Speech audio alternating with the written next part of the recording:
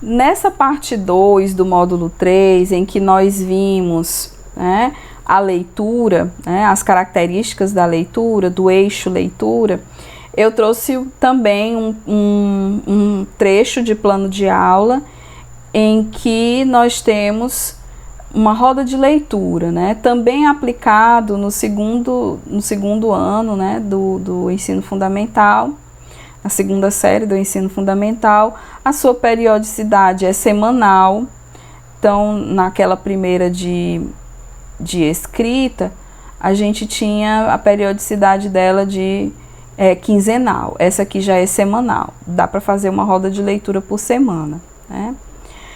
A prática de linguagem priorizada, leitura e escuta, compartilhada e autônoma.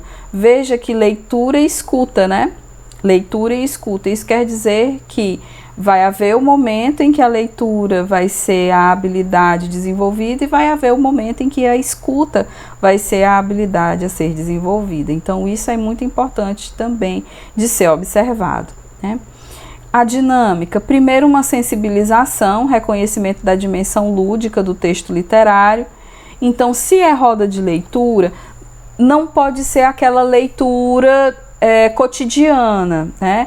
É interessante que ela seja realmente a leitura de um texto literário.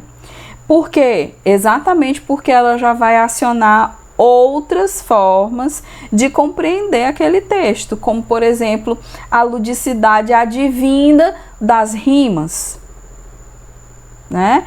Da melodia das rimas propostas pelos versos. Então, isso já é uma forma de levar a uma análise linguística diferente, porque também é outra coisa que a gente precisa levar em consideração, né? Se o texto é literário, existe o trabalho, é necessário que haja o trabalho com essa questão poética da palavra. Se o texto não é literário, outras características daquele texto precisarão ser observadas, né? Então, tudo isso precisa ser levado em consideração. Organização do espaço de leitura.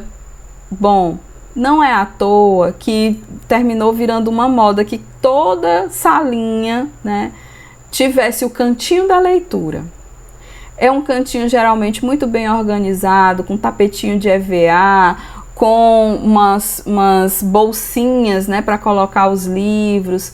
Agora, esse espaço é tão bonito e tão bem decorado que às vezes não é nem usado.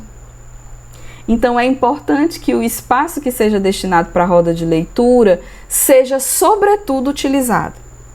Ainda que ele não seja fofinho, que não tenha muita decoração, que seja simples, o importante é que o espaço para a leitura seja utilizado, né? Ou seja, que ele tenha livros e que as crianças possam folhear esses livros, porque ainda tem isso, né?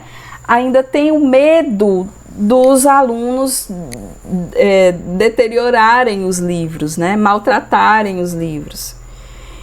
E embora esse medo exista, é importante que as crianças manuseiem, né, os livros que elas têm na escola, porque às vezes a escola vai ser o único ambiente em que ela vai ter contato com livros. Então é importante que ela tenha assim, esse contato, inclusive faz parte do ensino, né, esse manuseio. Então o professor, a professora precisa realmente estar atento a essa necessidade, né? Organização do espaço de leitura, estabelecimento de expectativas sobre a obra a ser lida, leitura e discussão e registro das impressões. Eu sempre gosto de ressaltar um projeto que eu vi há muito tempo no âmbito da Olimpíada de Língua Portuguesa, que uma professora, né, ela era no 5º ano, era poesia que ela estava praticando. E no 5º ano havia, na escola em que ela lecionava, né, uma escola da periferia de São Paulo, isso foi no final da década passada.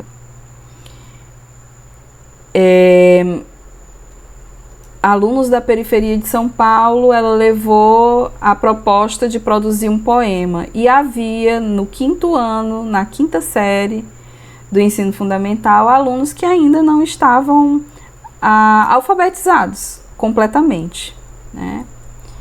Não tinham concluído o processo de alfabetização, digamos assim, é melhor assim. E ela vai ser então a escriba desses estudantes, né? E ela vai escrever por eles, né? Vai fazer esse registro por eles, mas a criação é deles, né? Então é importante, e aqui a gente está no 2º ano, e eu estou falando desse relato de 5º ano, né? Mas aqui é o 2º ano, então o professor vai ser em muitos momentos o escriba.